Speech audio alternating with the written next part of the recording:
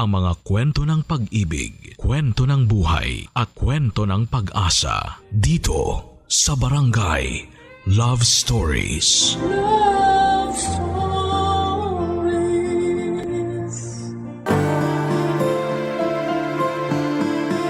Kung sino ang mga mas nagbibigay, sila ang pinagpapala. Kaya huwag tayong magsawang maging biyaya lalo na sa mga taong sa puso natin napalapit na. Ikaw kabarangay, gaano mo kamahal ang iyong pamilya? Dear Papa Dudut, isang magandang araw po sa inyong lahat. Tawagin niyo na lamang po ako sa pangalang Errol. 32 years old at kasalukuyang naninirahan at nagtatrabaho dito sa London, United Kingdom. Kasama ko po rito ang mag-ina ko at dito ko na rin nakilala ang asawa ko. Taga rito po siya, Papa Dudut, pero mahal na mahal po niya ang kulturang Pilipino. Malapit din siya sa pamilya ko sa Pilipinas at palagi kaming umuwi tuwing Pasko hanggang Bagong Taon. Pero hindi po love story namin ng wife ko ang gusto kong i-share sa inyo, kundi ang kwento ng pamilya namin. Papa Dudut, tubong masbate po ang angka namin pero napadpad kami sa Rizal. Hindi kami mayaman pero hindi rin naman po naghihikahos. Dati pong machine operator ang tatay ko sa Pasig bago sila nakapagpundar ng telahan at tindahan ng mga damit sa bayan ng Taytay. Yun na po ang magkasama nilang pinagkakabalahan ng nanay ko hanggang sa kasalukuyan. Dalawa lamang po kaming anak nila, bunso ako at may nakakatandang kapatid ako na si Ate Aida. 5 years ang tanda niya sa akin. Close po kami ng ate ko, Papa Dudut. Role model ko siya dahil mabait siyang anak at lagi niyang napapasaya ang mga magulang namin. Pero noong 18 years old na siya ay nabuntis siya ng boyfriend niya at nalaman niyo ng parents namin. Nagkasamaan sila ng loob pero sa huli ay pinatawad at tinanggap pa rin nila si ate. Kaya lang ay hindi po tumagal yung pagsasama ni na ate at ng boyfriend niya. Pagkatapos ng 5 taon ay nalaman ni na mama at papa na sinasaktan siya nito physically at ng bababae pa. Pinaghiwalay sila ng mga magulang namin at simula noon ay sa bahay na namin tumira sina ate at ang pamangkin ko. Para sa akin ay walang kaso yon dahil mahal na mahal ko po silang pareho, Papa Dudut.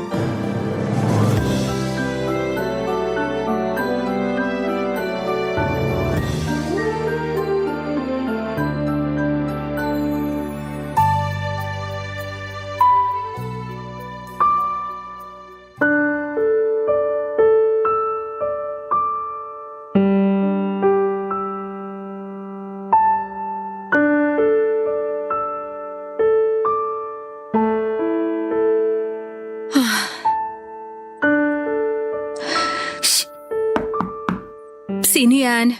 Ako to, ate. Sandali lang. Ate, umiiyak ka ba? Ha? Wala to. Napuwing lang ako. Napuwing ka dyan. Ate, di mo ako maluloko. Halata namang umiiyak ka oh.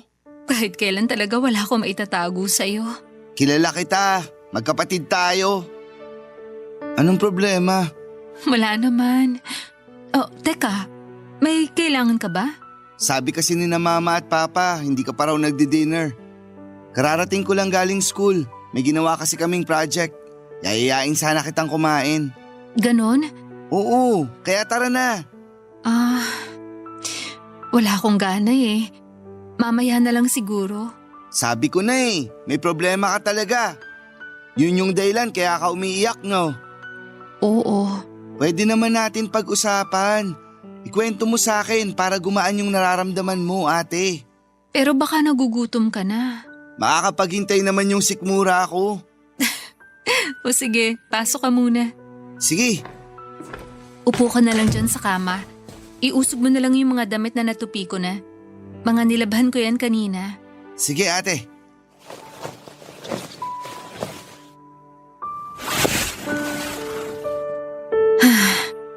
Huhulaan ko. Tungkol na naman ba yan dun sa dati mong kinakasama? Oo eh. Tinawagan mo na naman ba siya, ate?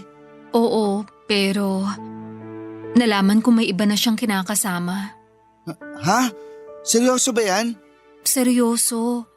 Tapos sinabihan niya ako na hindi na siya makakapagbigay ng sustento sa anak namin.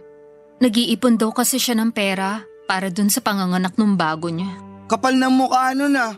Anong sinabi mo sa kanya? Katulad nung dati, naghalit ako. Tinanong ko kung paano niya nagawa sa amin ng anak ko na basta na lang ipagpalit sa iba.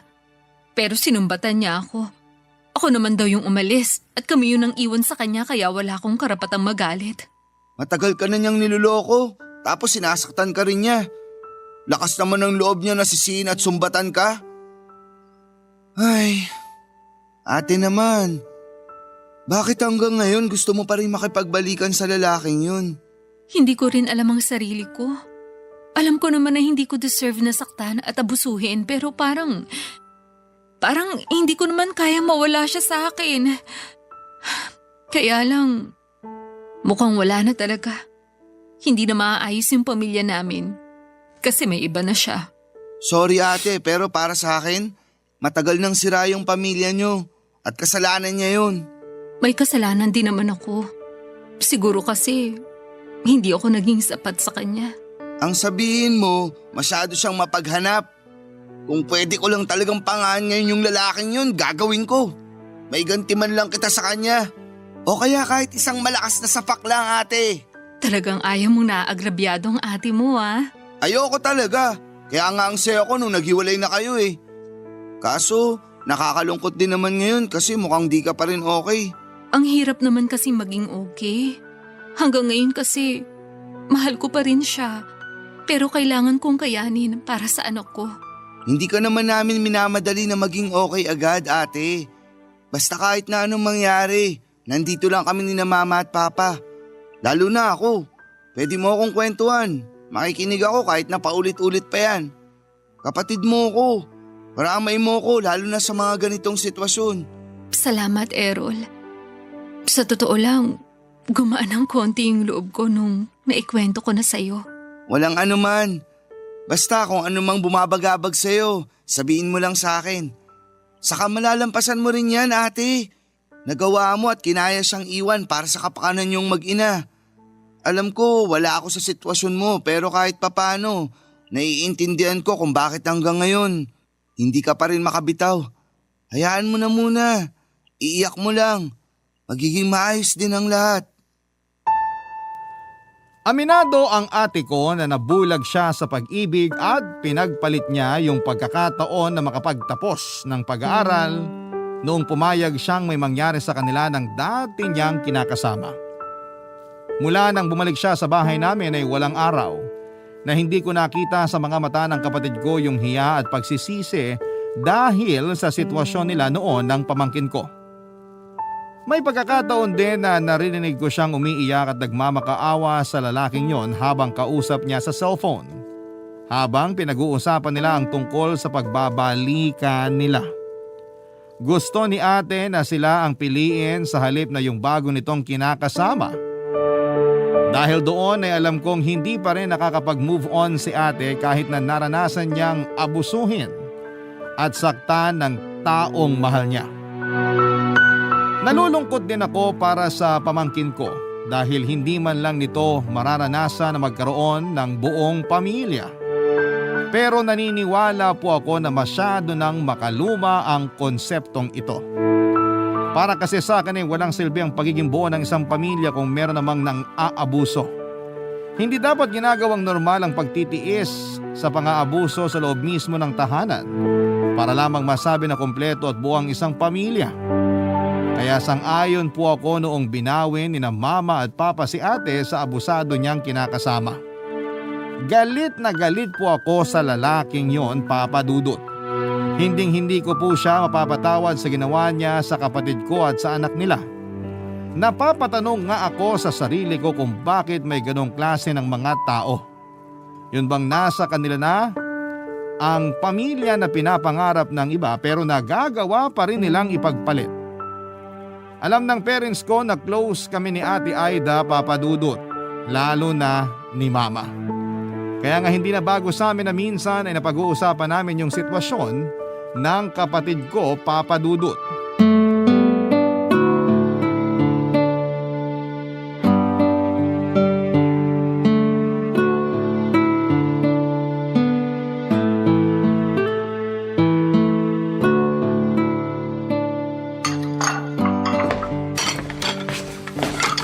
Ma, ako na po maghuhugas dyan.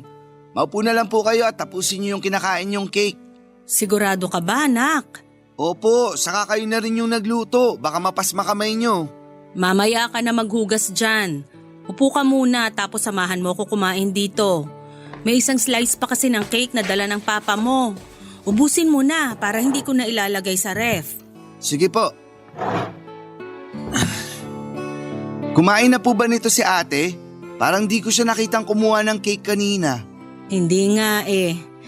Walang gana yung ate mo. Paborito pa naman niya to. Baka hanggang ngayon malungkot pa rin siya. Ano bang ikalulungkot niya? Yung paghihiwalay nila nung tatay ng anak niya? Opo. Eh bakit niya ikalulungkot yon? Dapat nga magalit siya sa lokong yun eh. Sabihan ba naman siya na di susustentuhan yung anak nila? Napaka-irresponsabling lalaki. Yun na nga po, ma. Sobrang kapal ng mukha ng lalaking yun. Sarap pangaan. Mabuti pa nga nang makaganti naman tayo doon. Seryoso? Gusto niyo ako makipag-away? Siyempre biro lang. Pero kasi ako yung nasasaktan sa sitwasyon ng ate mo. Sinabi ko nga sa kanya na ireklamo niya yung hindi pagsusustento eh. Pero siya na rin ang may sabi na wag na lang gawin yon. Kaya naman daw niya buhayin yung anak nila. Ang lambot talaga ng puso ni ate pagdating sa lalaking yun. Ganun yata talaga kapag mahal mo, ma. Bakit niya mamahalin yung ganong klaseng lalaki? Hindi nga iniisip nung lalaking yun na magiging kinabukasan nilang mag-ina. Hay! Ibang klase. Lakas pa ng loob na ipangalanda ka na pinagpalit niya yung ate mo. Sinabi pa na sina ate naman daw yung umalis at nang iwan. Kaya siguro malakas ang loob na ipagpalit sila. Naaawa talaga ako kay ate kasi hindi niya deserve yun, ma. Kahit naman sino maaawa sa ate mo. Kaya ikaw, wag na wag mong gagayahin yung ganong klaseng lalaki, ha? Si mama talaga. Sumagot ka na lang, Errol. Ma, hindi niyo na po kailangang sabihin niyo sa akin. Nakita ko naman po kung paano tratuhin ng lalaking yun si ate. Kaya hindi ko yung gagayahin pag ako naman yung nagkaroon ng pamilya. Pero saka na yung pagpapamilya mo. Ang bata-bata mo pa. Magtapos ka muna ng pag-aaral, ha? Wag po kayong mag-alala. Kasi wala pa naman sa isip ko yun pagkakaroon ng sariling pamilya, ma. Magtatapos muna po ako ng pag-aaral para makapagtrabaho at makatulong sa inyo ni na papa. Nanghihinayang lang talaga ako na hindi na nakatapos ng pag-aaral yung ate mo. Pero ayoko na siyang sisihin ng paulit-ulit kasi nangyari na yon. Ang mahalaga, ligtas na siya mula dun sa mapang-abuso niyang kinakasama. Nagpapasalamat naman po si ate kasi magkakasama na ulit tayo. Lalo na po dahil sa second chance na binigay niyo sa kanya. Matitiis ba naman namin ang ate mo? Anak namin yon. Walang magulang ang kayang tiisin ng mga anak. Tandaan mo yan. Pero sana lang tulungan ni Aida yung sarili niya. Huwag na niyang hangarin na makipagbalikan sa ama ng anak niya kung ayaw niyang tuluyang masira ang buhay nila ng anak niya.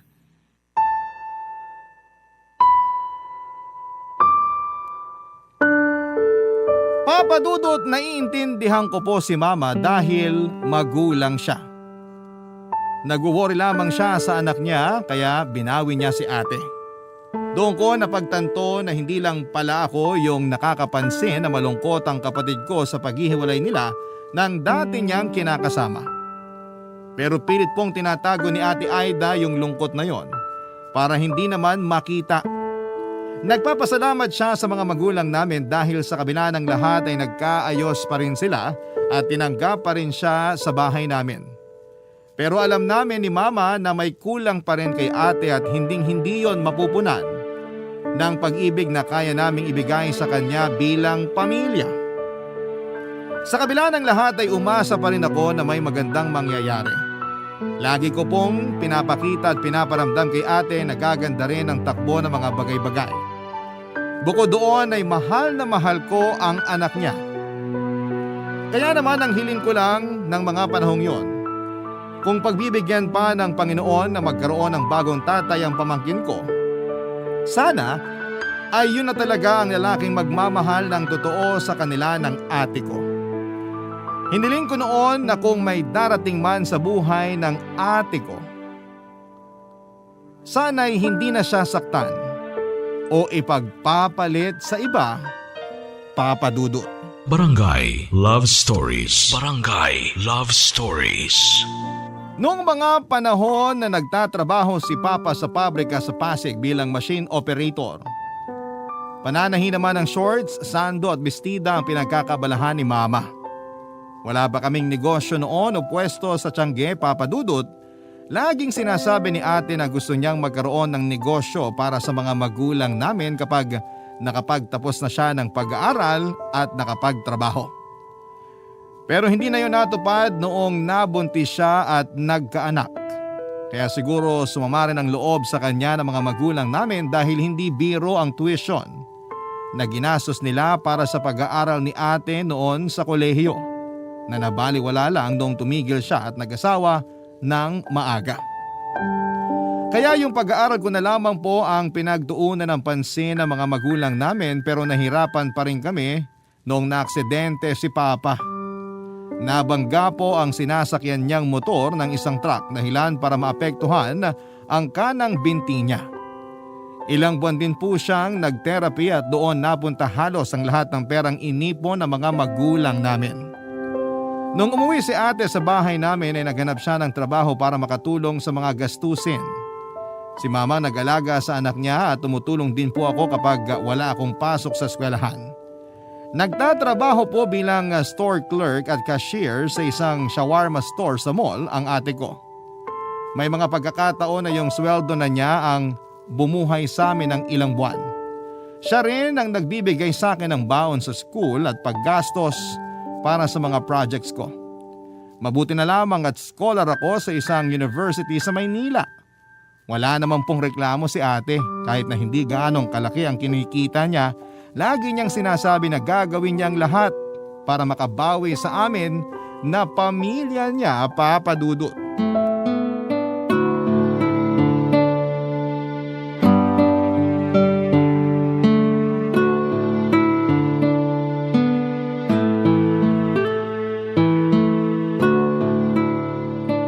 Errol, kunin mo na tong baon mo. Ha? Binigyan mo na ako, di ba? Oo, pero dagdag mo na lang doon kasi nabanggit mo nung nakaraan.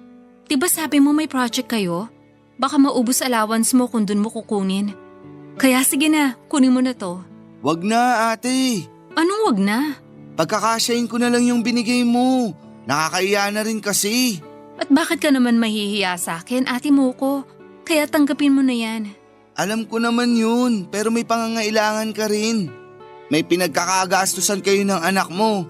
Malaking bagay na nga yung sa'yo galing yung allowance ko eh. Dapat lang napagkasyahin ko yun. Responsibilidad kita, Errol. Kaya hindi mo kailangan mahiya sa akin. Tsaka kahit papano naman, may naitatabi ako para sa amin ng anak ko.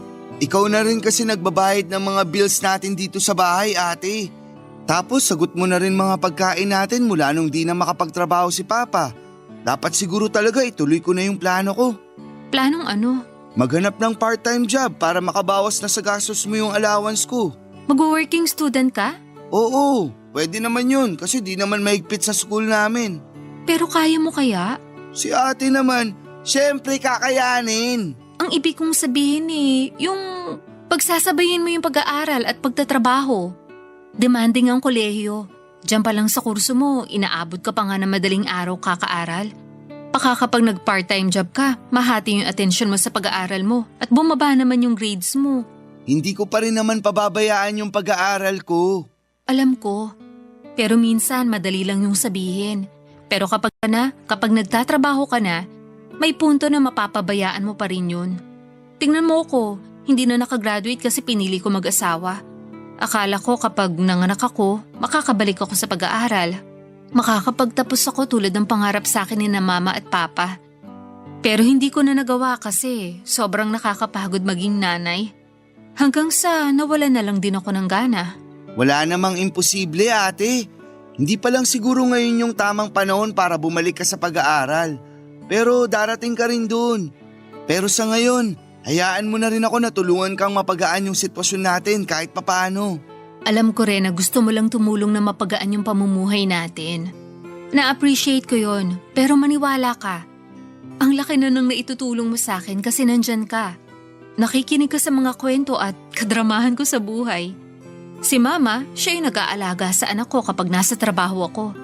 Ikaw rin, inaalagaan mo yung pamangkin mo, kaya mahal na mahal ka nung batang yun eh. Wala ngang bukang bibig kundi ikaw. Pamilya tayo ate. At ang pamilya nagtutulungan, nagdadamayan. Kaya nga hayaan mo na lang muna ako na makatulong sa pamilya natin. Diyan ka na lang muna mag-focus sa pag-aaral mo. Pag nakatapos ka na, magtatrabaho ka rin naman. Huwag mo madaliin yung bagay na yun. Tsaka kayang-kaya ko pa naman eh.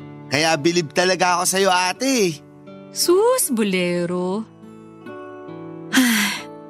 Alam mo, sa lahat ng mga maling desisyon ko sa buhay, yung anak ko lang yung tama. Hinding-hindi ko pagsisisihan na dumating siya sa buhay ko at naging nanay niya ako. Kaya nga, araw-araw ako nagsusumikap sa trabaho para mabigyan siya ng magandang kinabukasan. Siya yung lakas ko, Errol. Pag nagkaanak ka na, mas maiintindihan mo yung pinanggagalingan ko. Naiintindihan ko naman kahit paano ate. Kaya nga proud na proud kami sa'yo. Tapos ngayon, halos ikaw lang yung inaasahan namin. Lalo na sa mga gastusin natin sa bahay. Pangako, babawi ako.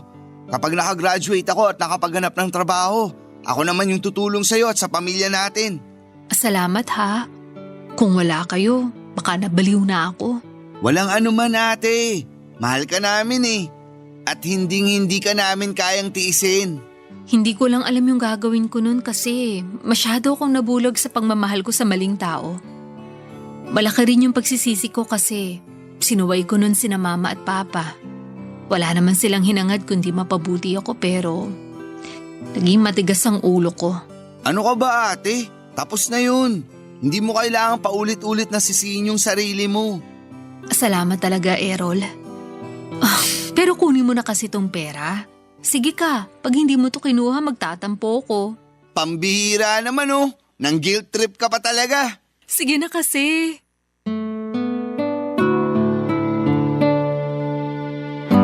Papa Dudut, ganon ko kamahal si Ate Aida at hanga ako sa ipinakita niyang pagmamahal para sa anak niya.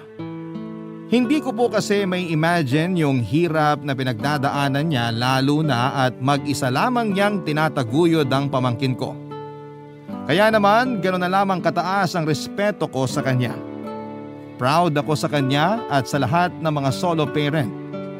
Wala po akong ibang hiling noon kundi ang ingatan at gabayan siya ng Panginoon. Hindi lang kasi anak niya ang inaalagaan niya kundi kami rin ni na Mama at Papa. Kaya naman nangako ako noon sa sarili ko na magsisikap akong makapagtapos ng pag-aaral para magbunga yung pagsasakripisyo ng kapatid ko. Hindi nga nagtagal ay nakagraduate po ako bilang cum laude sa kursong secondary education. Nakapasa rin ako at nakakuha ng lisensya sa pagtuturo. Hanggang sa nakapagtrabaho ako sa isang pampublikong paaralan. Masaya po ako kasi natutulungan ko na po noon ang pamilya namin lalo na sa mga gastusin sa bahay. Hindi na rin po kasi nakabalik sa trabaho si Papa dahil sa kondisyon ng binti niya. Gumaling naman po siya pero hindi na niya kayang tumayo ng matagal tulad ng lagi niyang ginagawa noong nasa pabrika pa siya. Naging malaking dagok ang nangyaring yon para sa tatay namin pero hindi po namin pinaramdam sa kanya na pabigat siya sa amin. Kaya naman noong makaipon ako ng kaunting pampuhunan ay bumili ako ng isa pang makinang pantahi at mga tela para kay Papa. Tinuruan po siya ni Mama na manahi para mas madagdagan yung mga damit na shorts na binebenta nila. Nakakatuwa dahil kinahiligan naman yon ni tatay at naging bonding na rin nila yon ni Mama habang kumikita. Pero Papa Dudut, isa na namang pagsubok ang dumating sa pamilya namin na masasabi kong nagpabago ng pananaw ko sa buhay.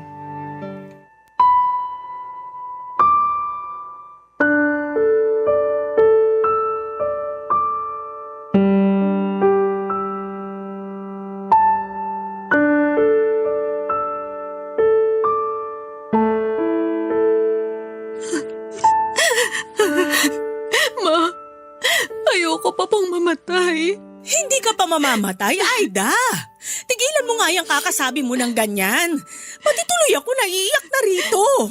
Ate, tama si Mama. Hindi ka pa mamamatay. Alam ko naman na lahat tayo doon din ang punta pero ayoko pa, Ma. May anak ako. Kaya nga magpapagamot ka. Tama si Errol. Saka mas mabuti ng maaga mong nalaman yung sakit mo. Hindi yung kung kailan malala na. Anong mas mabuti doon, Ma? Malala na rin naman yung sakit ko. Tsaka ang mahal-mahal ng dialysis ko, alam nyo lang. Magkakanda kuba-kuba ako sa pagtatrabaho. Tapos, doon lang din pala mapupunta. Parang ang hirap naman tanggapin noon. Tutulungan ka namin, ate. Di ba, Ma? Tutulungan natin si ate. Oo naman. Kahit naman papano may naipon kami dun sa maliit naming negosyo ng papa nyo. Pero Ma, nakakahiya. Anong nakakahiya doon? Anak ka namin. Saka sabi mo ayaw mo pang mamatay, di ba? Oo naman po, kasi maliit pa yung anak ko. Kawawa siya kapag nawalan siya ng nanay. Kaya nga magpapagamot ka. Tutulungan ka namin ni Errol. Hindi ka na dapat mahiya kasi pamilya mo kami. Hay, ewan ko ba naman sa'yo't bigla mong naisip yung hiya-hiya na yan? Kung bakit kasi sa dinami-dami ng tao, ako pa talaga yung tinamaan ng sakit na to. Marami namang mga masasama dyan. Yung mga kriminal, sana sila na lang. Wala naman silang binubuhay na anak eh. Hindi rin kami makapaniwala na magkakasakit ka ng ganyan, ate. Akala kasi namin gagaling ka rin pag nakapagpahinga ka pero iba na pala. Nakakabigla talaga. Pero naniniwala ako na pagsubok lang to sa'yo ng Panginoon para maging mas matatag ka, anak. Kaya wag na wag kang susuko. Wag na wag kang magpapatalo sa sakit mo. Susubukan ko, Ma. Pero nahihirapan pa rin po kung tanggapin ito. Kasama mo naman kami, ate. Hindi ka mag-isang lalaban dyan sa sakit mo kasi nandito kami ni na Mama at Papa. Pati yung anak mo, hindi ka namin iiwan. Thank you, Errol. Hindi ko alam yung gagawin ko kung sakaling wala kayo. Hindi ka namin pababayaan. Kaya wag ka na mag-isip ng kung ano-ano. Sundin mo lang yung sinabi sa'yo ng doktor. Iwasan mo yung mga pagkain at inumin na bawal sa'yo. At magpagamot ka para bumuti yung pakiramdam mo. Para naman kayong doktor magsalita, Ma. Siyempre, nag-aalala ako sa'yo. At gusto kong alagaan ka kasi anak kita. Kaya huwag ka na masyadong mag-alala kasi nandito kami para sa'yo, ate. Basta ipangako mo sa amin na lalaban ka para sa anak mo. Siyempre marami pa kayong pagsasamahan. Nung nakaraan nga nabanggit niya sa akin kung gaano kanya kamahal. Talaga? Oo, nagkwentuhan kasi kami. Tinanong ko siya kung ano yung pangarap niya. Gusto niya raw maging piloto. Kasi gusto mo raw makasakay ng eroplano kaya sabi niya siya yung magmamaneho. Nakakatuwa talaga yung apo ko. Napakabibo. Kanino pa po ba magmamana yung apo niyo? Eh di sa tito. Ay nako. Akala ko sasabihin mo sa akin nagmana. Joke lang. Sa'yo talaga mana yung anak mo, ate. Sa akin lang pagdating sa kapugian. Kitang-kita ko sa mga mata ni Ate Aida ang matinding takot noong sabihin niya sa aming may chronic kidney disease siya. At malala na yon dahil kinakailangan na niyang sumailalim sa dialysis. Pero higit pa roon yung takot niya dahil meron po siyang anak na maiiwan sakaling hindi bumuti ang kalagayan niya, Papa Dudut. Napakabata pa po ng pamangkin ko para maulila sa ina. Kaya naman ramdam namin ang matinding sakit at pangamba sa mga salita ni Ate Aida. Ang totoo ay nagpapakatatag lamang ako pero nadudurog na rin ang puso ko ng mga sandaling yon. Kaya nga kahit papaano ay ginagawa ko ang lahat para gumaan yung usapan namin. Sa kabila ng lahat ay pamilya pa rin naman ang magdadamayan. Yun po ang laging sinasabi sa amin ni na Mama at Papa. Kaya naman napanatag ang loob namin ng kapatid ko. Pero alam ko na nandun pa rin yung takot sa puso ni Ate Aida. Bukod kay Mama, ako po ang kasakasama ni Ate sa mga dialysis niya. Ako na rin po ang nagsilbi niyang kanang kamay sa bahay namin, lalo na't marami na siyang mga bagay na hindi kayang gawin. Malaki po ang ibinagsak ng katawan ni Ate Aida, namayat siya ng sobra, pero siya pa rin yung kapatid ko na positibo at walang reklamo. Hindi po nawawala ang paniniwala ko na magiging maayos din ang lahat, Papa Dudut. Hanggang sa nakapagdesisyon po ako na handa kong ibigay ang isa kong kidney sa kapatid ko para madugtungan pa ang buhay niya, Papa Dudut. Barangay Love Stories. Barangay Love Stories. Nung una ay tinanggihan po ni Aida ang suhestyon kong sumailalim kami sa kidney transplant dahil maapektuhan noon ang kalidad ng pamumuhay ko. Sinabi niya sa akin na bata pa raw ako at marami pa akong pwedeng gawin na posibleng hindi ko na magawa sakaling maoperahan ako. Pero para sa akin lahat ng mga bagay na yon ay walang saysay kung mawawala siya, Papa Dudut. Mahal na mahal ko po ang kapatid ko at wala akong kayang hindi gawin para sa kanya. Kaya naman sa huli nakumbinsi ko po siya at ang mga magulang namin na i-donate kay ate ang isang kidney ko. Hindi ko na po i-detalye ang proseso pero naging successful naman po ang operasyon. Pero syempre under observation at strict monitoring pa rin po si Ate Aida hanggang sa tuluyan nang nakapag-adjust ang katawan niya sa bagong kidney na meron siya. Ako naman ay sinunod ko lamang ang payo sa akin ng doktor at hindi rin naman nagtagal ay nakapag-adjust na rin po ako.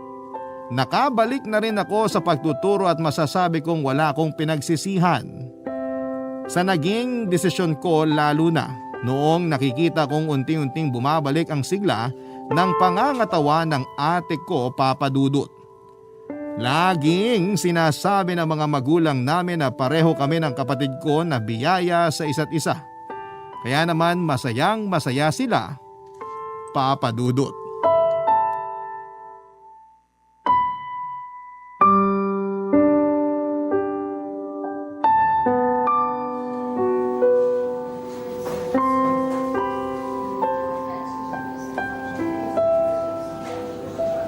Kamusta na pakiramdam mo, ate? Mabuti, pero masakit pa rin ang tahi ko. Nakatulog ka ba ng maayos? Oo, ikaw, Oo naman, ate. kanina ka pa ba gising? Oo, kanina pa. Tapos nagbabrowse lang ako sa Facebook habang natutulog ka. Ay, sabi pala ni Mama, uwi lang daw siya sa bahay kasi isasama niya anak mo pagbalik niya rito. Gusto ka na raw makita. Sabado naman bukas kaya walang pasok. Gusto raw matulog dito. Mabuti nga, isang kwarto na lang tayo at may space pa naman dun sa upuan para sa mga bisita. Kaya nga ilang araw na rin tayo rito. Sana naman makalabas na tayo. Huwag kang magmadali.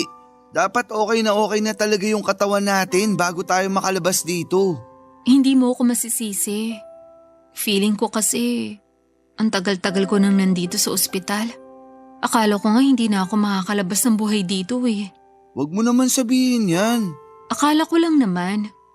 Nung operation day kasi, grabe yung kaba ko. Mukha lang akong kalmado pero kinakabahan talaga ako noon. Pero syempre, nagdasal ako na sana maging ligtas tayong dalawa. Lalo ka na kasi napakabuti mong kapatid. Salamat sa pag-donate mo sa akin ng isang kidney mo Malaking bagay yun para madugtungan pa ang buhay ko. Hindi ko alam kung paano kita mababayaran. Habang buhay kong tatanawin na utang na loob yung ginawa mo. Hindi naman ako naniningil kaya wala kang kailangang bayaran sa akin, ate. Ginawa ko yun kasi mahal kita. Magkapatid tayo. Laging sinasabi ni na Mama at Papa na magtulungan daw tayo. Na magdamayan sa oras ng pangailangan. Kaya sinusunod ko lang yung bilin nila. Ay, ako rin naman, natakot nung bago tayo operahan. Nagdasal din ako. Sabi ko, kung may mawawala sa atin, sana ako na lang. Wag na ikaw. Ano bang pinagsasasabi mo? Siyempre kasi may anak ka, ako wala. Kung mawawala ka, paano na lang yung pamangkin ko, di ba? Hindi porke wala ka pang anak, hindi na mahalaga ang buhay mo. Baliw ka talaga.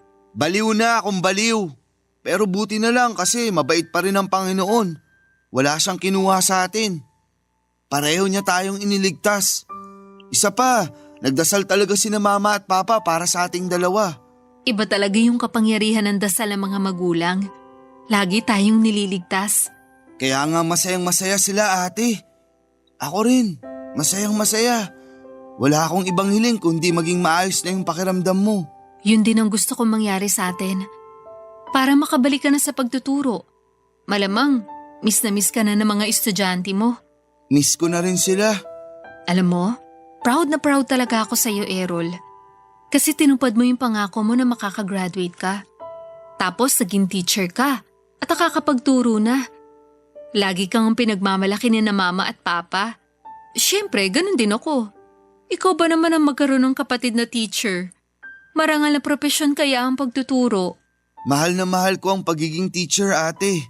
At masaya ako sa ginagawa ko. Pero nakakatawa lang kasi kahit ako mismo, may natutunan eh. Ano naman yon? Tungkol sa unconditional love. Na may mga bagay pala akong kayang gawin hindi lang para sa mga magulang natin, kundi para sa'yo na rin kasi kapatid kita. Natutunan ko rin na sulitin yung bawat sandali. Magpasalamat sa may kapal, sa mga biyaya kahit na hindi madali yung buhay natin. Kasi hindi natin alam kung kailan niya tayo kukunin. Pangalawang buhay na natin to. At gusto ko yun gamitin sa mas makabuluhang gawain na kasama kayong lahat. I-enjoy naman natin yung buhay, ate. Tama ka. May natutuhan din ako sa nangyari. Dati ayoko na lagi nagpipicture kasi nakukornehan ako. Tanda ko nga na sinabi mo yan nung pinipicturan ko kayo ng anak mo nung kumain tayo sa labas. Sabi mo nga corny at tama na yung isa. Pero makulit ako. Gusto ko kasi maraming pictures. Oo, pero natutuhan ko na wala namang kaso yon. Kasi yung mga picture na yun naman pwede nating balik-balikan para ipaalala yung mga simpleng memories natin. At tulad mo, gusto ko rin mas enjoyin yung buhay. Papadudot nag-aral po si Ate Aida bilang virtual assistant at hindi nagtagal ay nakapagtrabaho siyang muli. Less hassle po yun dahil nasa bahay lamang siya at hindi kailangang bumiyahe, papasok at pauwi mula sa trabaho. Tapos nakakapag-bonding at naasikaso rin niya ang anak niya. Binigyan din po niya ng perang pangpuhunan ng mga magulang namin para makapag-expand ang negosyo nila. At yun na nga po yung tilahan at tindahan nila ng mga damit at punda sa Taytay, Tiangge. Doon na po nagsimulang umasenso ang pamilya namin dahil sa pagtutulungan namin. Lumipas pa po ang ilang taon at naging maayos po ang takbo ng lahat. Nagtuloy-tuloy ang mga biyaya na dumarating sa pamilya namin at sa kabuhayan namin. At walang hanggan po ang pagpapasalamat ng mga magulang namin sa Diyos. Lalo na sa pagkakaloob ng ikalawang pagkakataon upang madugtungan ang buhay ni Ate Aida. At pagkatapos ay natupad din ang panalangin namin ni Mama na sana'y makatagpo si ate ng isang lalaki na magmamahal sa kanila ng anak niya. At yon ay sa katauhan ng boyfriend niyang si Mike. Isang araw ay meron pong binalita sa amin si Ate Aida. Dahilan para lalo po kaming maging maligaya para sa kanya.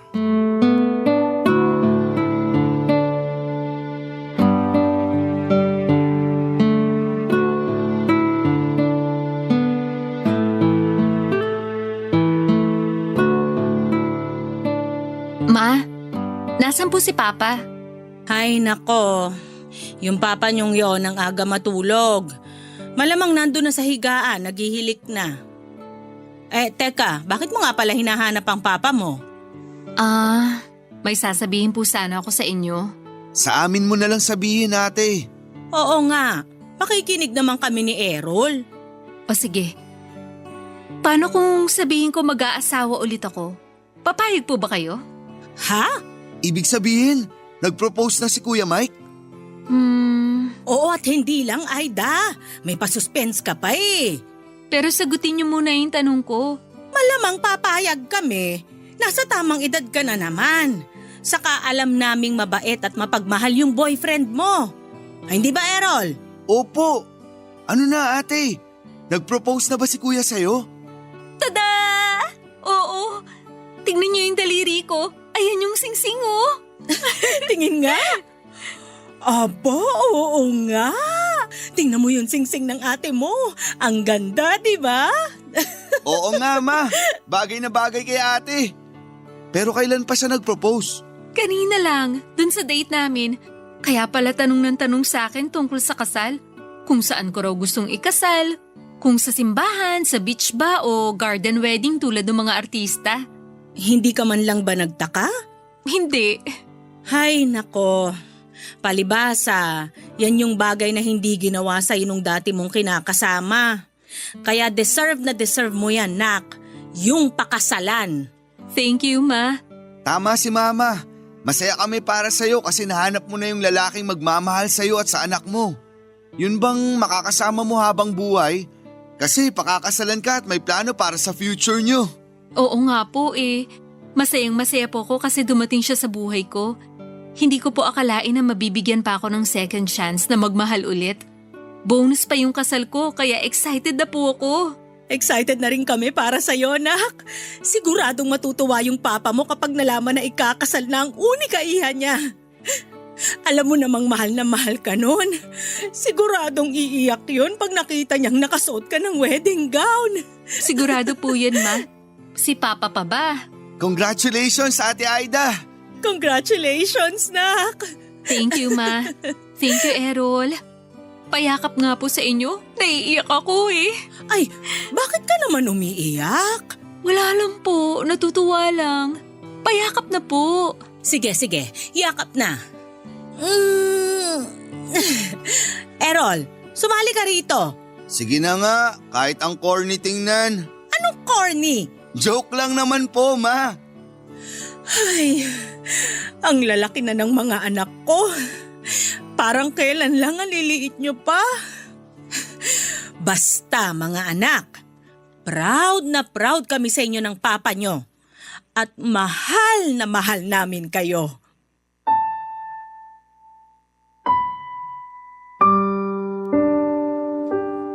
Pagkalipas po ng 6 na buwan ay kinasal na si Ate Aida at ang boyfriend niya, Papa Dudut.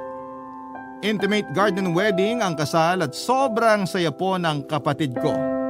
Masayang masaya din po mga magulang namin at napaiyak nga si Papa tulad ng inaasahan namin. Kahit naman ako ay hindi na rin napigilan ng pagiging emosyonal. Pero hindi ko lang pinahalata dahil baka tuksuhin nila ako. Wala pong pagsidla ng saya at pasasalamat sa puso ko. Dahil sa wakas ay nakamit na ni Ate Aida yung happy ending sa piling ng lalaking mahal niya at mahal siya. Sobrang deserve niya ang ganong klase ng pakiramdam. Sa kasalukuyan ay nasa mabuting kalagayan naman po kaming pareho ni ate at syempre marami pong nagbago sa lifestyle namin. Pero lahat ng yon ay sinunod namin para mas mapangalagaan at maingatan ang ikalawang buhay na pinagkaloob sa amin ng may kapal. At kahit na malayo na kami sa isa't isa dahil sa ibang bansa na ako nakatira ngayon, palagi ko pa rin pong naaalala ang pamilya ko na nasa Pilipinas. Hindi po naputol ang komunikasyon namin, Papa Dudut. Hanggang dito na lamang po ang kwento ko at marami pong salamat kung sakaling mapili po ninyong i-ere ang istorya ng buhay namin. Sana rin po ay kinapulutan po ito ng aral at inspirasyon ng mga kabarangay natin. More power and God bless. Sa Barangay Love Story sa Barangay LS 97.1. Ang inyong forever kapuso at kabarangay, Errol. Nagustuhan ng iyong napakinggan? Ituloy yan via live stream sa www.gmanetwork.com/radio.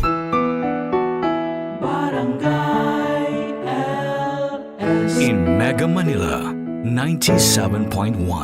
Forever. Barangay Love Stories. Love Stories. Sa mundong puno ng pagsubok at pighati ay palaging may isang tao na nagiging dahilan para patuloy tayong magpakatatag. Pero lahat ay may limitasyon at katapusan, pati na rin ang oras na pwede nating silang makasama. Ikaw kapuso, paano ka muling magsisimula kapag nawala na ang taong nagbibigay sa iyo ng dahilan para mabuhay?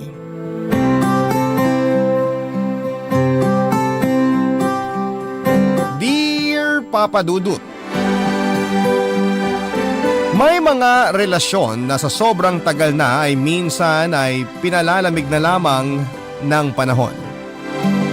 Hanggang sa unti-unti ay hindi nyo na halos maramdaman ang unang dahilan kung bakit nagsimula ang relasyon ninyo.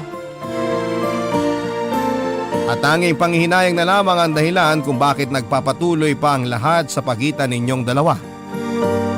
Panghihinayang at responsibilidad na lamang ang tanging kinakapitan para pareho kayong hindi bumitaw sa lumalabo ng relasyon. Hi Papa Dudut, ako nga pala si Ella, isang online seller ng pabango. 32 years old na ako sa ngayon at nakatira dito sa Marikina. Matagal na rin po akong tagapakinig nitong inyong programang Barangay Love Stories. Hindi ko na nga po mabilang kung ilang beses akong naiyak sa mga sulat na inyong binabasa.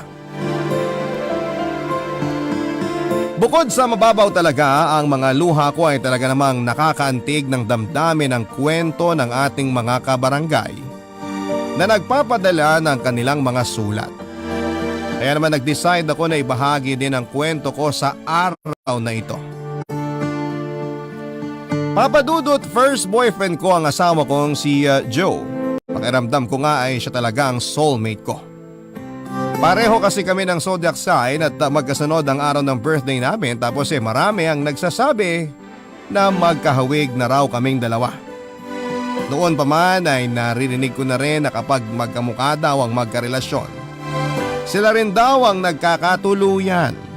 At yun nga ang nangyari sa aming dalawa, Papa Dudut.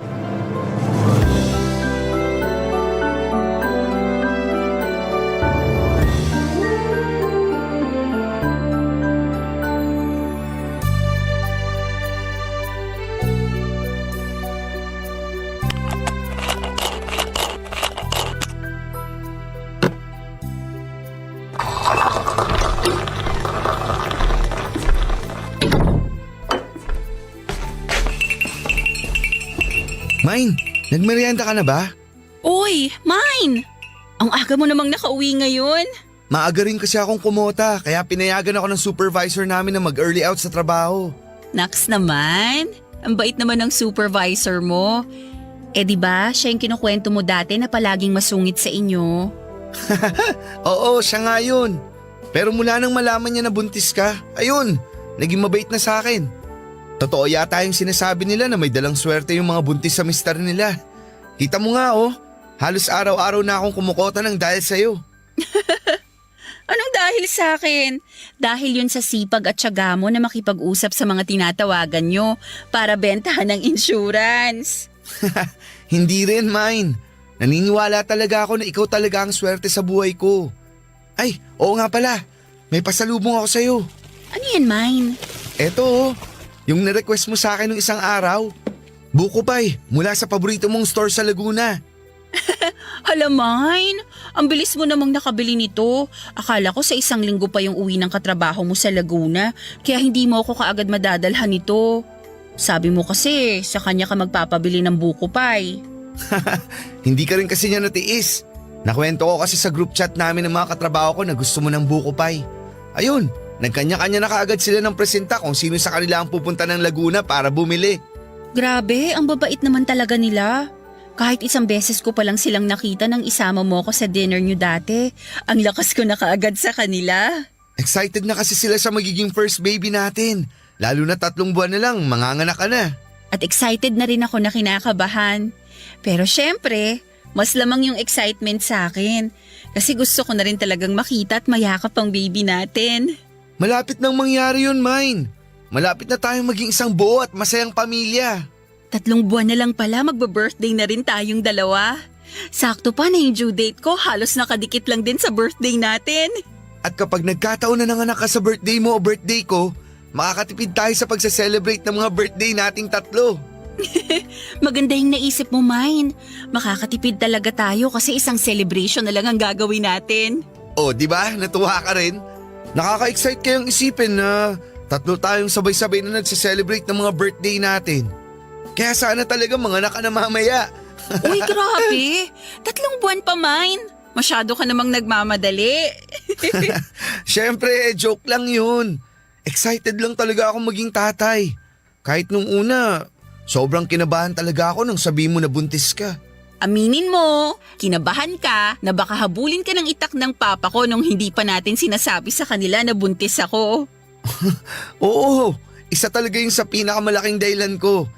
Pero ang talagang kinatakutan ko nun, baka hindi ko mabigay sa'yo ang lahat ng kailangan mo at ng magiging anak natin. Bakit parang bigla namang lumungkot yung boses mo? Alam mo, Mine, mula noon hanggang ngayon, wala akong pinagsisisihan na ikaw yung pinili kong mahalin. Lalo na dito sa pinagbubuntis ko. Kasi sigurado ko na hindi mo kami pababayaan ng magiging anak natin. Basta, tutuparin ko yung pangako ko na pagbubutihin ko sa trabaho para mabigyan ko kayo ng magandang buhay ng baby natin. Ay, kainin na nga natin tong buko pie na dala ko at baka maiyak pa ako sa pag-uusap natin to eh. Teka lang, ipagtitimpla muna kita ng kape mo. Ako na ang gagawa nun, Mine. Kumain ka na lang dito at para sa inyo talaga ni baby tong pasalubong ko.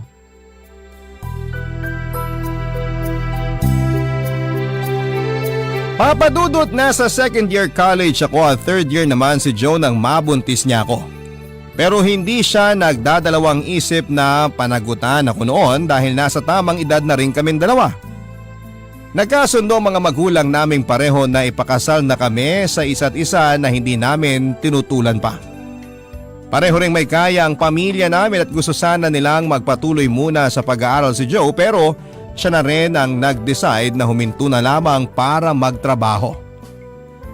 Kinuha naman kami ng malilipatang bahay ni na Daddy na mura lamang ang upa at binigyan nila ako ng puhunan para makapagsimula ng online business ko na pabango. Si Joe naman ay nakapasok din kaagad ng trabaho sa isang insurance company. Naging maayos ang unang mga buwan ng pagsasama namin bilang mag-asawa. Kahit nakabukod na kaming dalawa sa mga magulang namin ay inaalalayan pa rin nila kami kaya hindi kami gaanong nahihirapan sa buhay. Hanggang sa maipanganak na nga namin ang anak ko sa mismong kaarawan ko. Iba pala talaga kapag may anak ka na, Papa Dudut. Kasi parang doon pa lamang talaga nag-uumpisa na nararamdaman namin ni Joe na kailangan na naming maging totoong responsable sa mga bawat kilos namin. Noong umpisa ay magaan pa kahit papaano ang lahat sa aming tatlo ni Joe at ng anak naming si Maricel. Kaya lang habang lumalaki si Maricel at lumalaki rin ang mga gastusin, doon na nag-umpisa ang pagtatalo namin ng asawa ko. Tungkol sa mga gastusin, gawaing bahay, oras para kay Maricel at kung ano-ano pang bagay na minsan ay parang wala na masyadong sense na pagtalunan pa, Papa Dudut.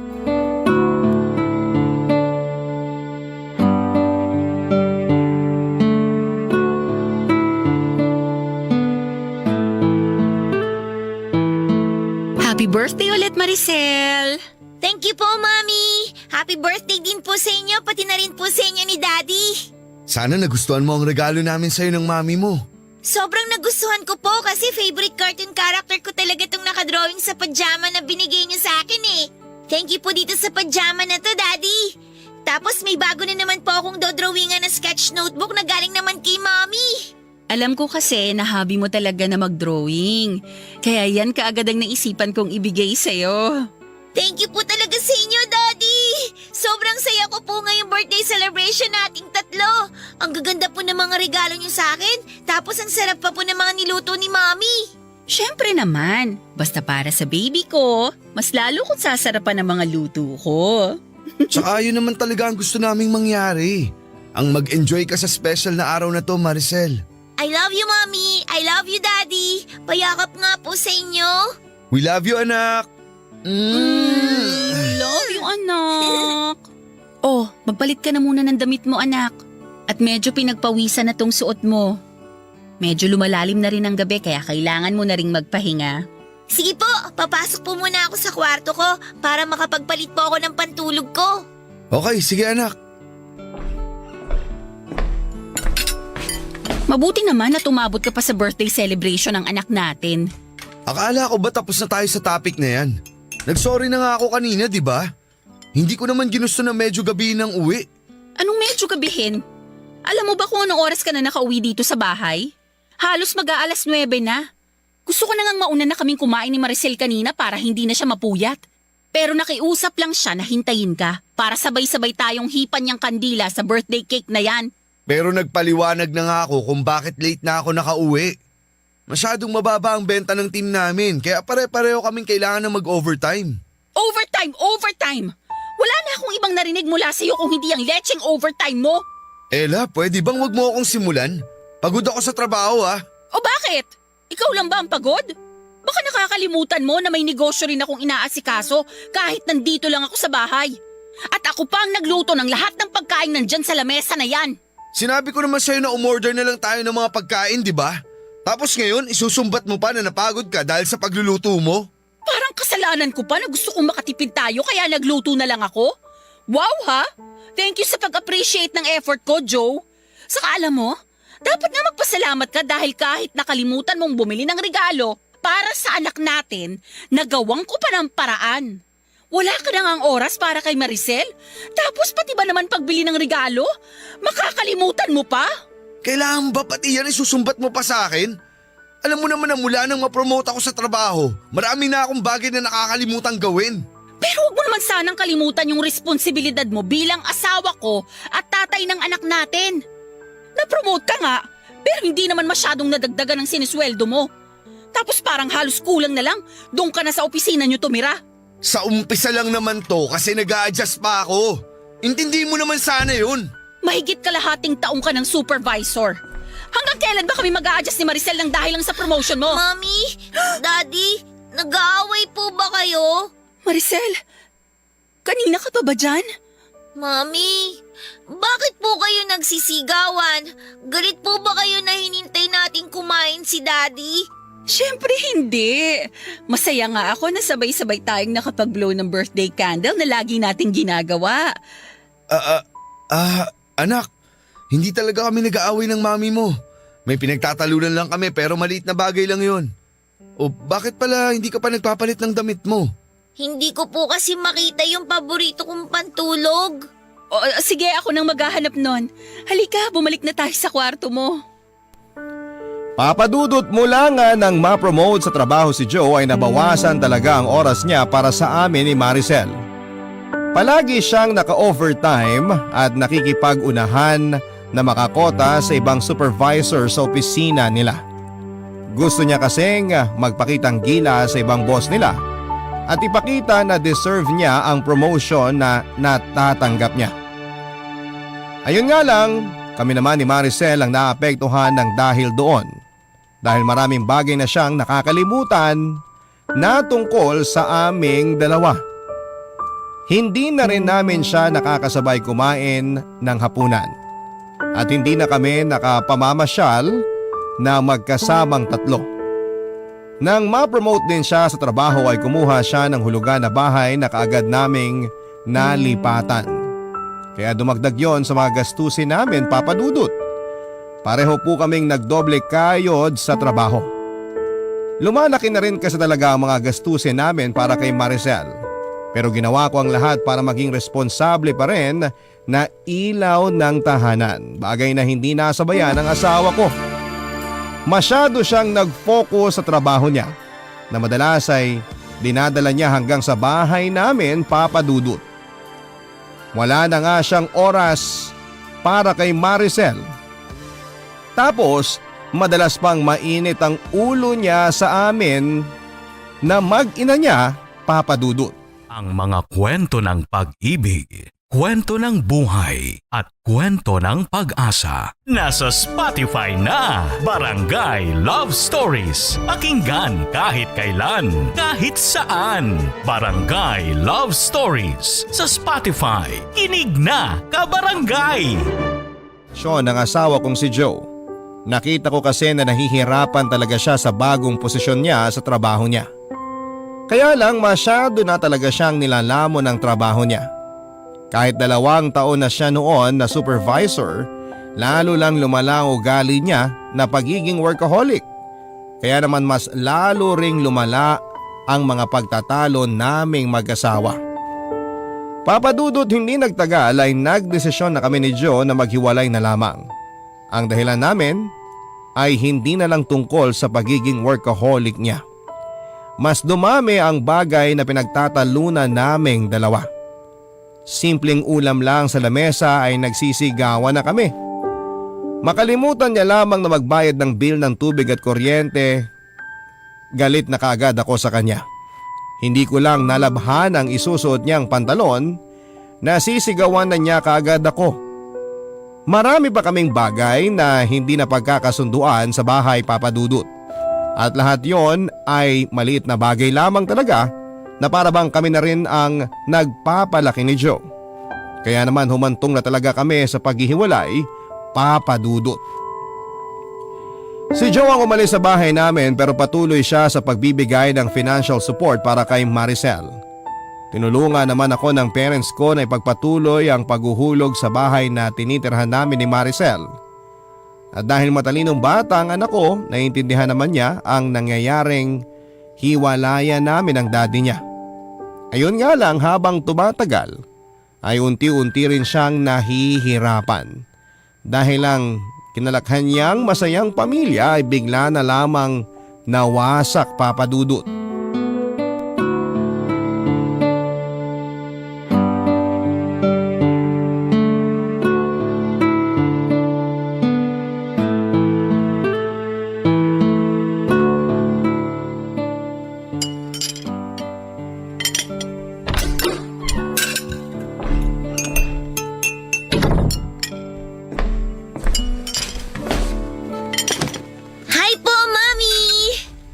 Nakauwi ka na pala. Sakto kasi katatapos ko lang magluto nitong pancake na merienda mo. Wow! Favorite ko po yan! Lahat naman ng niluluto ko, favorite mo eh. Siyempre po, lahat kasi ng niluluto nyo, masarap po talaga, Mami.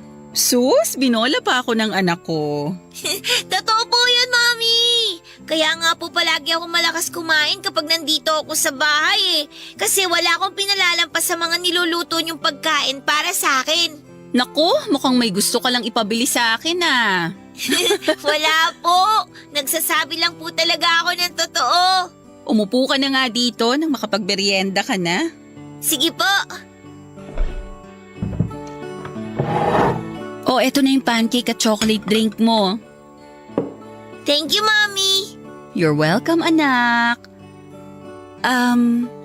Malapit na nga pala ang birthday mo. Birthday po nating 3 ni Daddy.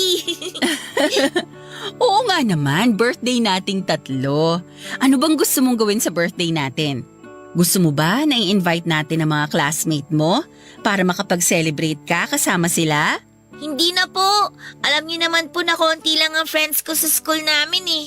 Eh di yung mga friends mo na lang ang invite natin. Busy po sila sa araw na yon. Ah, ganun ba? O sige, ipagluluto na lang kita ng paborito mong carbonara kahit wala tayong bisita. Yay! Sige po, Mommy! At saka para mas maging espesyal pa ang birthday mo, ano gusto mong regalo? Sabihin mo lang sa akin at ibibigay ko sa iyo yon. Talaga po? Kahit ano pong hilingin ko, bibigay nyo? Oo naman, basta ba kaya kong bilhin eh. Hindi nyo naman po kailangan gumastos sa regalo na gusto ko. Anong ibig mong sabihin, Maricel? Mami, yung gusto ko po sanang regalo sa birthday ko, yung makapag-celebrate po ulit tayong 3 ni na Daddy ng magkakasama kagaya ng dati. Nung 1 taon po kasi si Daddy ang kasama ko nung birthday niya sa apartment niya. Tapos nung birthday po natin, tayong 2 na lang po yung magkasama dito sa bahay. Maricel, naiintindihan mo naman siguro yung sitwasyon natin ngayon. Pati na rin yung tungkol sa amin ng daddy mo. Opo, naintindihan ko naman po, Mami. Pero baka po mapagbigyan niyo ako na makapag-celebrate ulit tayong tatlo na magkakasama sa birthday natin. Yung sabay-sabay po tayong magbablow ng candle ng birthday cake natin. Tapos yayakapin niyo po ako ng mahigpit pagkatapos po nun. Sa totoo lang anak, hindi kasi ako sigurado sa magiging schedule ng daddy mo. Baka hindi rin siya pwede sa araw mismo ng birthday natin. Ganun po ba? Sayang. Miss ko na po kasi talaga yung pagsa-celebrate nating tatlo ng magkakasama eh. Miss ko na po yung mga oras na palagi tayong namamasyal. Kaya sana po mapagbigyan niyo ako sa hiling ko na yon. Kasi yun lang naman po talaga ang... Maricel, bakit? Anong nangyayari sa'yo? Mami, nahihilo po ako. Sumasakit po yung ulo ko. At saka... Oh! Maricel? Maricel, anak! Anak, gumising ka! Papadudot, sobrang nataranta talaga ako nang bigla na lamang mahimatay si Maricel na kaagad kong nasalo nang matumba siya mula sa kinakaupuan niya. Ilang beses ko pang tinapik-tapik ang pisngi niya pero hindi kaagad siya nagkaroon ng malay. At dahil wala naman akong kotse, kaagad ako humingi ng tulong sa mga kapitbahay namin para madala sa ospital ang anak ko. Mabilis ding nakarating doon si Joe nang tawagan ko siya. Nung una, sinabi ng doktor na anemic ang anak namin pero may mga test pa raw sila na kailangang gawin para sa kanya.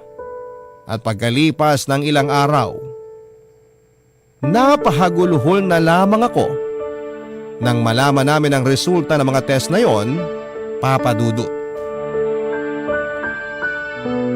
Merong stage 3 leukemia ang anak naming si Maricel. Papadudot, sinabi ko sa mga doktor na gawin nila ang lahat para gumaling ang anak namin ni Joe kaya sinimula na kaagad ang mga therapy na kailangan para sa kanya.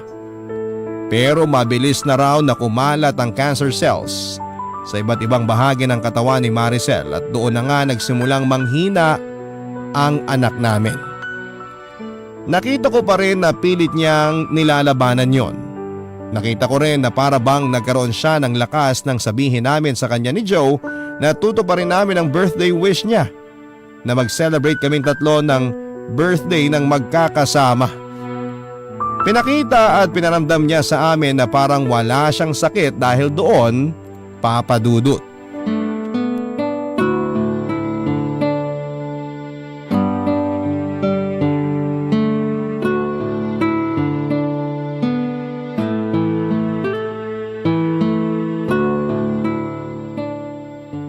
Oh Maricel, ready ka na bang hipa natin ng daddy mo ang candle dito sa birthday cake natin? Opo, Mami. Kanina pa po ako ready at excited na i-blow natin tong candle. Oh, ready na pala ang anak natin. Kaya hipan na natin to. Sige, 1, 2, 3! Happy birthday, Maricel! anak! Yay! Happy birthday din po, Mami, Daddy! Thank you po sa pagtupad ng birthday wish ko. Sobrang saya ko po na magkakasama ulit tayong tatlo ngayon. Siyempre, hindi namin pwedeng hindi to pa rin ang birthday wish ng nag-iisa naming baby. Daddy, hindi na po ako baby. 11 years old na po ako. Ah, big girl na pala tong baby namin. Sige nga, subukan ko nga kung big girl ka na talaga. Ha? Sinong big girl, ha? Ano, big girl ka na talaga? Ha?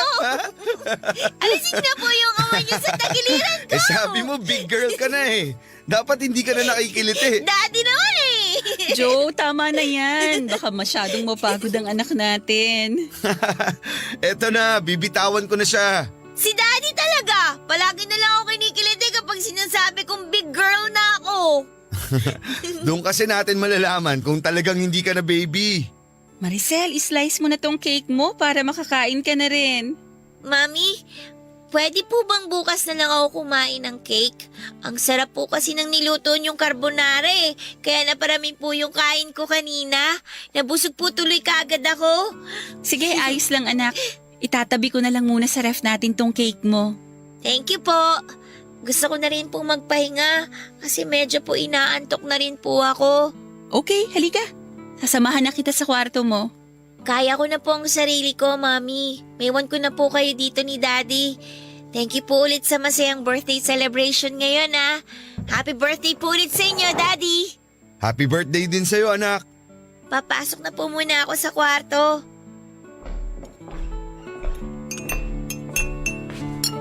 Baka pala hindi ako makasama sa chemotherapy ni Maricel sa Sabado. Bakit naman hindi? Nung isang linggo ko pa sinabi sa'yo yung tungkol dun ah. May meeting kasi ako sa isang malaking prospect namin na client. Hindi ko pwedeng ipagkatiwala ang meeting na yun sa mga agent ko. Kasi nga malaking account yun. Eh paano naman ang anak natin? Sa akin mo na lang ba talaga siya iaasa? Ay nako, bakit ba kailangan ko pang itanong yun? Eh kahit naman nung wala pang sakit si Maricel, ako na lang halos ang nag-aasikaso sa kanya. Para namang sinabi mo na naging walang kwenta akong tatay sa kanya. Kaya ako lang naman hindi mabitawan ng meeting na yun dahil malaking incentive ang makukuha ko doon. At magagamit natin yun sa mga panggastos para sa therapy at gamot ni Maricel. Hindi mo kasi talaga naiintindihan ang point dito, Joe. Hindi lang perang kailangan sa'yo ng anak natin. Presensya mo. Presensya mo bilang tatay niya. Eto na naman tayo, Ella. Ako na naman ang masama at ikaw na naman ang dakilang ina. Kasi hindi mo iniintindi kung anong sinasabi ko sa'yo. Mami? Daddy? Nag-aaway na naman po ba kayo? Maricel, anak, hindi kami nag-aaway ng daddy mo. Tama ang mami mo. Nag-uusap lang kami. Bakit po ba palagi na lang kayong nag-aaway? Dapat po ba hindi ko na lang hiniling na magkasama-sama tayo ngayong birthday natin? Gusto ko lang naman po ng masayang birthday celebration. Gusto ko lang po na makasama kayong dalawa. Sobrang hirap po ba talagang ibigay yun sa akin? Sana po hindi nyo na lang pinilit na magkasama-sama tayo ngayon. Kung mag-aaway lang din po pala kayo ulit. Maricel! Maricel, sandali lang! Anak! Papadudot ilang minuto rin pong nagkulong si Maricel sa kwarto niya at umiyak bago niya kami pinagbuksan ni Joe ng pinto. Pareho naman kaming nagsorry sa kanya ni Joe at alam kasi namin na nasira namin ang dapat sana ay masayang birthday celebration naming tatlo. Nangako kami sa kanya na mamamasyal kami kinabukasan at hindi na muli pang mag-aaway. At dahil talagang mabait na bata si Maricel ay tinanggap naman niya ang sorry namin basta raw tutuparin namin ang pangako naming pamamasyal kinabukasan. Hindi ko na rin talaga maintindihan kung bakit gano'n na lamang kadali para sa amin ni Joe ang mag-away at magsigawan, papadudot. Magsisimula sa simpleng pagkatalo na mauuwi sa walang katapusan na sumbatan. Para bang hindi na kami pwedeng magsama ng matagal sa iisang lugar nang hindi kami nagsisigawan. Kahit may usapan kami ng araw na yon na iwasan namin magtalo, ay nauwi pa rin sa sumbatan ang lahat sa aming dalawa. Mali yata talaga na kami ay magkasamang dalawa. Kabarangay, i-share mo ang iyong barangay love stories. Sabay-sabay nating pakinggan ang iyong kwento ng pag-ibig, buhay at pag-asa. Ipadala lang sa barangaylovestories@yahoo.com. Papadudot na tuloy ang pamamasyal naming tatlo nila Joe at Maricel at ng araw na yon ay tinupad namin ni Joe ang pangako namin na hindi kami mag-aaway. Hindi na lamang kami masyadong nagkikibuan para maiwasan namin na magtalo pa kami. Dahil ultimo sa kung saan kami kakain at mamamasyal ay muntik pa naming pag-awayan. Kung hindi pa nga nagsuggest si Maricel ng mga gusto niyang puntahan ay hindi kami hihinto ni Joe sa nag-uumpisa na naming pagtatalo. Pero sa buong araw na magkasama kami ay nakita ko na nag-enjoy si Maricel at kung gaano siya kasaya. Naramdaman ko na sobrang na-miss niya talaga ang makapamasyal kaming tatlo sa mga paborito niyang lugar at kainan. Papadudot na tuloy ang mga therapy ni Maricel at nakita ko kung paano siya naging matapang na labanan ng sakit na meron siya. Kahit gaano siya nasasaktan sa mga tinuturok sa kanyang gamot ay pinipigilan niya ang sarili niya na maiyak. Palagi rin siyang nakangiti kahit na nanghihina siya pagkatapos ng therapy. At yung pagiging matatag at matapang ng anak ko ay sinasabayan ko ng araw-araw na pagdarasal sa Poong May Kapal na sana ay malampasan namin ang napakalaking pagsubok na yon. Na sana ibigay na lamang sa amin ni Maricel, na sana ipagalingin niya ang anak ko, na sana ay makasama pa namin siya ng mas mahaba pang panahon. Kaya nga lang Papa Dudut, bigo ako. Dahil pagkalipas ng halos 1 taon, sinabi ng doktor na umakyat na sa stage 4 ang cancer ni Maricel at binigyan na rin ng taning ang buhay niya. Hindi ko po yun natanggap at patuloy akong nananalig noon na gagaling ang anak ko, na magkakaroon ng himala at sasabihin ng doktor na wala ng cancer ang anak ko, Papa Dudut.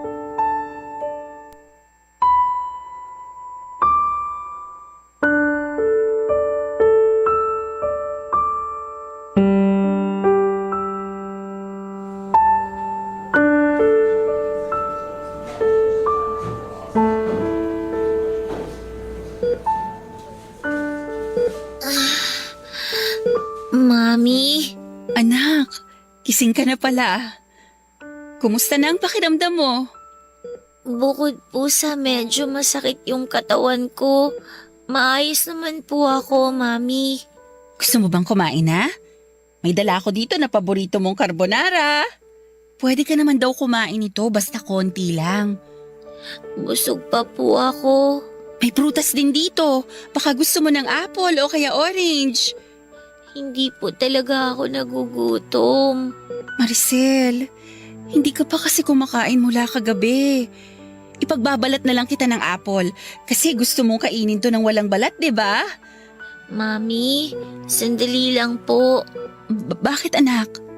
Pwede po bang dito na lang po muna kayo sa tabi ko? Gusto ko po kasing maramdaman na hawak niyo yung kamay ko.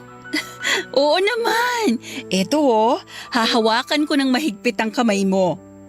Mami, alam niyo po, ang swerte ko kasi binigyan po ako ni Lord ng isang napakaganda at saka napakabait na mami na kagaya niyo. Manang-mana ka talaga sa daddy mo. Gusto mo na parati akong binobola. Hindi naman po pambobola yun. Totoo po yung sinasabi ko. Kaya nga po kung makikita ko si Lord sa heaven, paulit-ulit ko pong hihilingin sa Kanya na sana po kayo po ulit ni Daddy ang maging parents ko. Ano ba yung sinasabi mo, Maricel? Hindi mo pa makikita si Lord kasi matagal pa tayong magkakasama-sama ng daddy mo. Mami, may hiling po sana ako sa inyo. Ano yun? Ibibigay ko kahit ano pa yan. Basta para sa pinakamamahal kong anak. Mami, alam ko pong mahirap pero sana po kapag nawala ako, wag po kayong masyadong iiyak ha. Bakit mo pa sinasabi yan? Alam mo naman na hindi yan mangyayari, di ba? Gagaling ka, Maricel. Mabait kang bata. Malakas ka, kaya mawawala rin yung sakit mo. Yun ang isipin mo, okay? Gumaling man po ako o hindi, gusto ko po na palagi kayong nakangiti. Pwede niyo po bang gawin yun para sa akin? Siyempre naman. Gagawin ko yun. Para sa'yo. Sa tuwing ngingiti tong mga labi ko, ibig sabihin nun, ikaw ang nasa isip ko, anak. Kaya magpalakas ka palalo, ha? Para palaging ngumiti si Mami. Maricel, 2 buwan na lang. Birthday na natin. Magsi-celebrate pa tayo, di ba? Tayong 3 ng daddy mo. Sa bahay natin. At promise, gagawin naming pinakamasayang birthday celebration natin to. Okay lang naman po kahit hindi na tayo mag-celebrate. Ang mahalaga lang naman po sa akin, yung magkakasama tayo ni Daddy. Mami, sorry po kung nagagalit ako sa inyo ni Daddy kapag nag-aaway kayo ha. Sorry po kung naging pasaway akong anak sa inyo. Hindi mo kailangan na mag-sorry dahil kahit kailan, hindi ka naging pasaway at naging napakabait mong anak sa amin ng daddy mo. Kayo rin po ni Daddy, naging napakabait niyo po sa akin. Kaya paulit-ulit po akong nagpapasalamat na kayong binigay ni Lord sa akin. Mami, gusto ko na po muna ulit matulog. O sige, ayos na ba yung pagkakahiga mo? Opo. Okay, lalabas lang muna ako ha. Kukuha lang ako ng kape ko. Pero babalik din kaagad si Mami. Magpahinga ka lang dyan, Maricel, ha? Babalik ka agad ako. Sige po, Mami.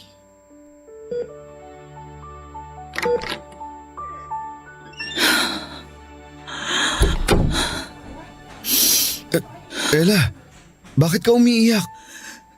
Si Maricel kasi parang nagpapaalam na siya sa akin kanina. Malakas pa ang anak natin. Alam ko na makakasama pa natin siya ng mas matagal. Joe, hindi ko kayang mawala ang anak natin. Hindi ko kayang mawala si Maricel sa akin. Hindi ko kaya. Hindi ko kaya. Magpakatatag ka lang, Ella. Kailangan natin kayanin to, lalo na ngayon. Hindi tayo pwedeng makita ni Maricel na pinanghihinaan ng loob. Kailangan niya tayong dalawang ngayon. Kaya please, alam ko na may hirap pero kailangan nating tatagan ang loob natin para kay Maricel.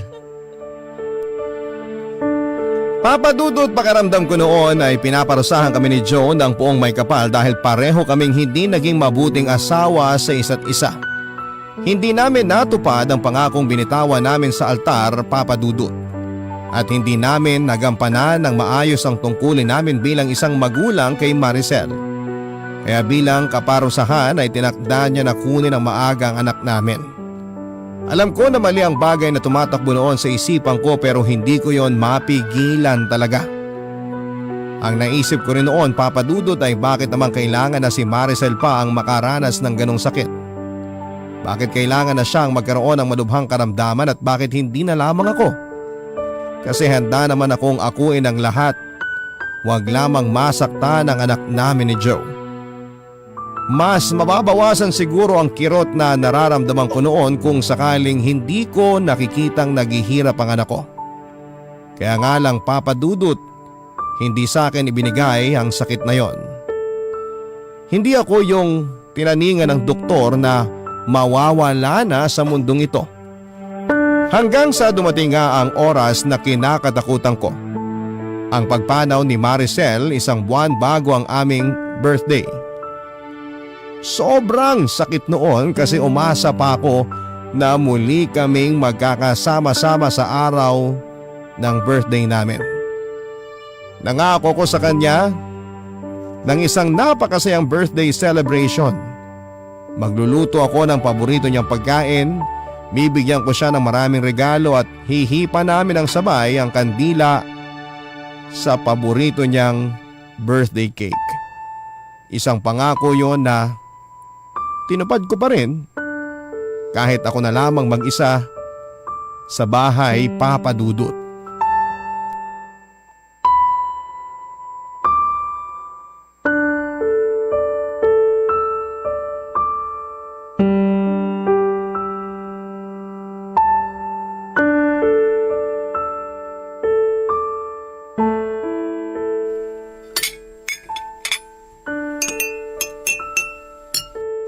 Ayos na siguro itong mga pagkain na nandito sa lamesa.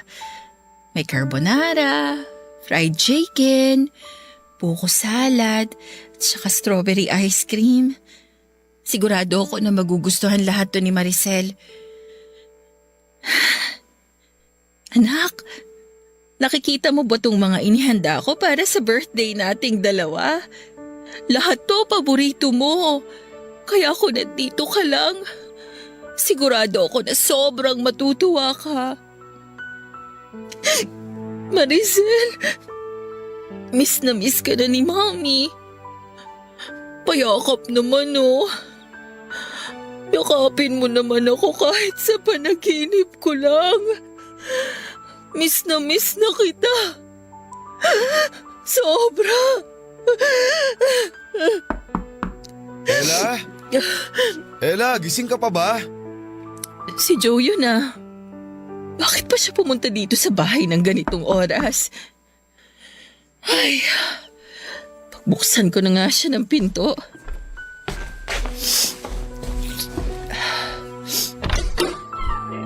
Happy birthday! Anong ginagawa mo dito? Pinuntahan kita kasi birthday mo ngayon at birthday ko kahapon. Joe, hindi mo na kailangan gawin to. Hindi mo man lang ba ako papapasukin? Sayang naman tong cake na dala ko kung paalisin mo lang ako. Isa pa, hindi rin ako nakapag-celebrate ng birthday ko kahapon. Pwede bang sabay na tayong mag-celebrate ngayon? Gabi na. Siguro mas mabuti pa Please, kung… Ella. Gusto ko lang mag-celebrate ng birthday kasama ka. Kagaya ng ginagawa natin nung nandito pa si Maricel. Kahit ngayon lang. Pagbigyan mo sana ako.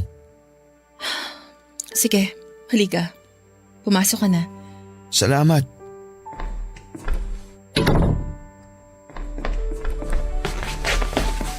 Oh, naganda ka rin pala dito ng mga pagkain. Ikaw ba ang nagluto ng mga to? Oo. Paborito lahat to ni Maricel. Lalo na tong creamy carbonara mo. Sigurado ako na kung nandito lang siya, mabubusog na naman kaagad yun. Ay, eto nga pala yung cake. Ilalabas ko na sa kahon para maisama dito sa mga inihanda mong pagkain. Sige, salamat. Ayan. Ayos! Kompleto na tong handa para sa birthday celebration nating tatlo ni Maricel. Teka lang, parang may kulang pa pala. Anong ginagawa mo? Sisindihan ko tong kandila dito sa cake natin. Hindi mo naman na kailangan gawin yan, Joe. Hindi kompleto ang birthday celebration na to kung hindi natin sabay hihipan ng kandila na nandito sa ibabaw ng cake. Pero wala na nga si Maricel. Hindi mo pa talaga yun naiintindihan? Wala nang dahilan. Para sindihan mo pa yung kandila na yan dahil wala na rin ang anak ko para hipan yan, Joe. Anak natin, Ella. Pareho nating anak si Maricel. Kaya pareho tayong nawalan dito. Huwag mo naman sanang sarilinin ng sakit. Ako naman kasi talaga yung may kasalanan. Dapat nung una pa lang, napansin ko na kaagad yung pagiging matamlay at sakitin niya. Naakala ko normal lang para sa edad niya. Dapat nakita ko kaagad yung mga pasa sa katawan niya. Dapat hindi ko siya pinabayaan. At kung ginawa ko lang yung tungkulin ko bilang nanay niya, siguro hindi siya nawala sa atin. Kaya kasalanan ko to, Joe. Kasalanan ko kung bakit nawala ang anak natin. May kasalanan din ako. Kasi nawalan ako ng oras para sa inyong dalawa. Alam ko naman, Ella, na ako talaga ang punot dulo kung bakit tayo naghiwalay. Dahil hinayaan ko na sirain ng trabaho ko ang pamilya natin. Nagpalahamon ako sa karir at pera ko. Pero kahit ano palang pagsusumikap ang gawin ko sa trabaho, hindi rin nun maibibigay ang totoong kaligayahan ko. Kasi hindi na iligtas ng perang pinagpaguran ko ang buhay ng anak natin. Joe! Hindi ko lang pinapakita pero palagi kong sinisisi ang sarili ko. Tama ka naman eh. Napakagago ko kasi wala nang ibang naging importante sa akin kung hindi ang trabaho ko. Ella, sorry. Sorry kung hindi ko talaga nagampanan yung papel ko sa pamilya na to. Sorry kung napabayaan ko kayo ng anak natin. Pero please, hayaan mo akong bumawi sa'yo. Hindi pa naman huli ang lahat, di ba? Hindi pa huli para muli nating maayos ang lahat sa ating dalawa. At alam ko na ito rin ang gusto ni Maricel na mangyari. Ang magkaayos tayo at ang pamilya na to. Hindi ko alam. Ewan ko. Masyado pang magulo para sa akin ang lahat. Sa totoo lang, Hindi ko kasi alam kung paano mag-uumpisa ulit. Hindi ko alam kung paano ko tatanggapin na wala na si Ella sa buhay ko. Joe, alam mo naman na sa kanya umiikot ang mundo ko. At ngayon na wala na siya, hindi ko alam kung paano magsisimula. Hindi ko alam kung paano bibigyan ng dahilan ng sarili ko para magpatuloy sa buhay na to. Basta ang alam ko lang, sobrang sakit. Sobrang sakit dito. Ang sakit-sakit kasi kahit kailan, hindi ko na makikita at mayayakap pa ang anak natin. Papa Dudut, hindi ko talaga alam kung paano muling magsisimula nang hindi nakasama si Maricel. Sa lumipas na halos 12 taon, sa kanya ko na pinaikot ang mundo ko. Mula sa pagising sa umaga hanggang sa pagtulog sa gabi, kaya hirap na hirap ako na patakbuhin ang oras ko nang wala na siya sa bahay o sa bahay ko. Halos hindi ko na rin natutukan pa ang online business ko at madalas din na nasa bahay ang mga magulang ko, pero tinataboy ko lang sila at sinasabi ko na kaya ko ang sarili ko. Sila ang tumutulong sa akin noon para sa mga bayarin ko na napabayaan ko na. Pinayuhan din nila ako na mas mabuti raw kung ibenta ko na lamang ang bahay na tinitirhan ko para mabilis ako makapag-move on, bagay na hindi ko sinang-ayunan. Dahil nasa bahay na yon ang ilan sa mga pinakamagagandang ala-ala namin na magkasama ni Maricel. Gabi-gabi at araw-araw po akong umiiyak sa iba't ibang sulok ng bahay, Papa Dudut. Nandun ako palagi sa kwarto ni Maricel at madalas na tinititigan ang mga gamit niya pati na ang mga drawings niya. Minsan din ay niyayakap ko ang mga damit niya o kaya ay ang una niya sa kama. At kapag naaamoy ko siya o kaya ay umiihip ang malamig na hangin, nararamdaman ko na parang nandun lamang siya at nakayakap sa akin. Hirap na hirap talaga akong magsimula muli, Papa Dudut. Hirap akong makita ang bukas nang hindi na siya kasama. Sana kung si Maricel ay tumakbo ang oras ko at umikot ang mundo ko. Paano pa ako magpapatuloy kung pakiramdam ko ay nag-iisa na lamang ako? Isang linggo ang lumipas nang sinimulan kong dalaw-dalawin sa bahay ni Joe, Papa Dudut. Nung una ay tinataboy ko pa siya at sinasabi ko sa kanya na hindi ko siya kailangan. Wala akong ibang kailangan sa buhay ko kung hindi ang anak ko lamang. Umalis din siya sa bahay pero muling bumalik kinabukasan at paulit-ulit ko siyang tinataboy pero hindi niya ako sinukuan. Sinabi niya na palagi lang siyang nandyan para sa akin. Sila na mga taong nagmamahal sa akin. Sinabi niya rin na kailangan kong magpakatatag hindi lamang para sa sarili ko kung hindi para na rin kay Maricel. Sigurado raw siya na nalulungkot ang anak namin kasi nakikita niyang patuloy akong nahihirapan sa pagkawala niya. Hanggang sa hindi ko na nga napigilan ang sarili ko na maiyak sa kanya. Tama naman kasi si Joe sa lahat ng mga sinabi niya. Mas lalo ko lang pinahihirapan ang anak naming si Maricel kung patuloy akong magkukulong sa kalungkutan. Papa Dudut, nagkabalikan din po kami ni Joe hindi lamang dahil sa awa kung hindi dahil sa mas naiintindihan na namin ang isa't isa. Sa pagkawala ng anak namin ay pareho kaming maraming na-realize ng asawa ko. Ang relasyon ay hindi natatapos sa pagtupad ng isang obligasyon, kung hindi sa pagpapakita at pagpaparamdam ng walang katapusang pagmamahal sa gitna ng mga pagsubok na dumarating sa ating buhay. Maraming salamat po sa pagpili at pagbabasa ng sulat ko, Papa Dudut, at sa mga kagaya ko na minsang nawala ng minamahal sa buhay. Piliin nating maging matatag. Totoong madali itong sabihin at mahirap gawin. Pero palagi na lang nating isipin na para makausad tayo mula sa kalungkutan ay kailangan natin ng isang may mga tao pa rin na natitira para magbigay sa atin ng lakas at magparamdam ng kanilang pagmamahal. Ang inyong forever kapuso at kabarangay, Ella. Barangay Love Stories. Love Stories.